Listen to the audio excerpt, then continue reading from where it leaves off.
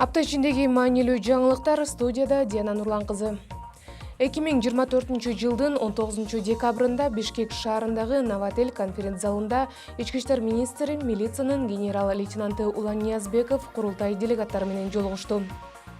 Иш-чарага юстиция министри Аяз Баетов жана башка министрликтин өкүлдөрү катышты. Жолугушууда делегаттар өздөрүн кызыктырган көйгөйлөр боюнча суроолорду узатышып, маселелерди жеринде чечүү боюнча сунуштар талкууланды. Эскерте кетсек, кезектеги 3-чү элдик курултай 2024 жылдын 20-21 декабрь күндөрү өттү. Улан Ниязбеков, анын орун басарлары жана Ички иштер министрлигинин кызматтарынын жана башкы башкармалыктардын жетекчилери 3-чү элдик курултайга катышкан делегаттарды кабыл алды. Ички иштер министрлигинин башчысы арыз менен кайрылган ар бир делегаттын маселелерин карап чыгып, алардын кайрылуулары боюнча тийиштүү башкармалыктардын башчыларына тез арада чечүү боюнча тапшырма берди. 2024 жылдын 17 декабрында Кыргыз Республикасынын Ички иштер министрлигинин борбордук аппаратында катчылык кызматынын түзүлгөн күнү белгиленди.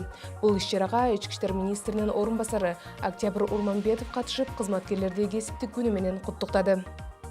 Иш-чаранын жүрүшүндө борбордук аппараттын жана аймактык бөлүмдөрдүн өзгөчөлөнгөн кызматкерлерине милициянын ишмердүүлүгүн жогорулатууга кошкон салымдары үчүн мамлекеттик жана ведомстволук сыйлыктар тапшырылды. Белгилей кетсек, катчылык кызматынын түзүлүү тарыхы 1924 жылдын 17 декабрында Кара-Кыргыз автономиялык облусунун милициясынын катчысы катары Николай Бородин, иш жүргүзүүчү катары Александр Артомов, машинистка катары Александра Ткаченко дайындалгандыгы тууралуу буйрук чыгарылган.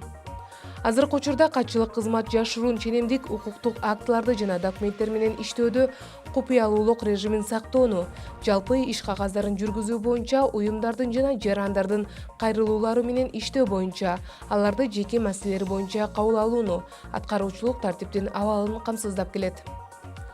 Ички иштер министрлигинин кылмыш иликтөө башкы башкармалыгынын уюшкан кылмыштуулукка каршы күрөшүү башкармалыгынын кызматкерлеринин аракети менен буйрутма киши өлтүрүүнүн алды алынды. Жүргүзүлгөн ыкчам иш-чаранын натыйжасында кылмыш ишке ашкан жок. Оор кылмыштын уюштуруучулары жана шериктештери аныкталып кармалды. Юстиция министрлигине караштуу жазаларды аткаруу кызматынын мекемелеринин биринде жазасын өтөп жаткан соттолгон жаран өзүнүн мурдагы бизнес өнөктөшүн өлтүрүүнү көздөп, буйрутманы аткарууга киши издеп жаткандыгы аныкталган. Ички иштер министрлигинин ыкчам кызматкерлери даярдалып жаткан кылмышка өз учурунда бөгөт коюуга жетишти.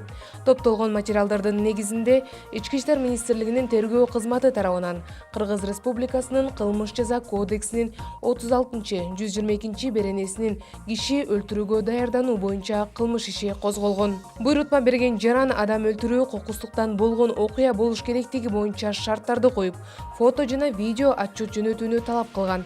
Ошондой эле жумуш кылгандан кийин $30,000 өлчөмүндө накталай акчаны бирөөлөр алып келери айтылган. Ыкчам кызматкерлер адам өлтүрүүнү жасалма кылып уюштуруп, кылмыштуу буйрутманын аткарылышын тастыктаган фото жана видео тасмаларды даярдашып, буйрутма аткарылгандыгын ырастоо үчүн фото репортаж жөнөтүлгөн.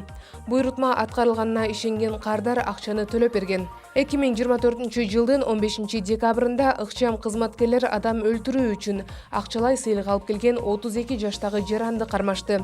Азыркы учурда кошумча иликтөө иштери жүрүп жатат. 19 декабрь 2024 жылы Бишкек шаарында Кыргыз Республикасынын Ички иштер министринин орун басары, милициянын генерал-майору Нурбек Абдиевдин төрагалыгы астында баңгизаттарды, психотроптук заттарды жана прекурсорлорду көзөмөлдөө боюнча мамлекеттик координациялык комитеттин кезектеги жыйыны болуп өттү. Отурумдун жүрүшүндө республиканын аймагы аркылуу афган тектүү баңгизаттардын транзитине, синтетикалык баңгизаттардын таралышынын жана Банги кырдаалынын актуалдуу маселелери талкууланды.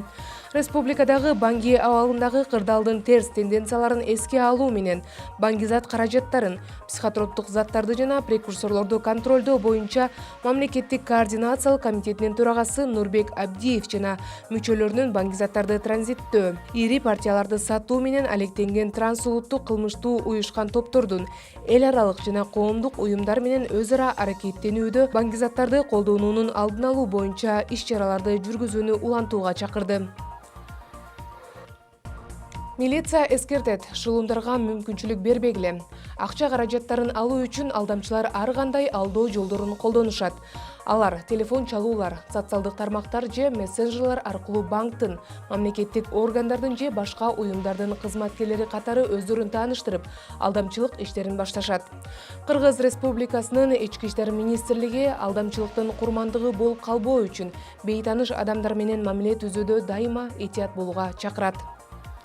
Апта ичиндеги маанилүү жаңылыктар болду. Ички иштер министрлиги, Диана Нурлан кызы.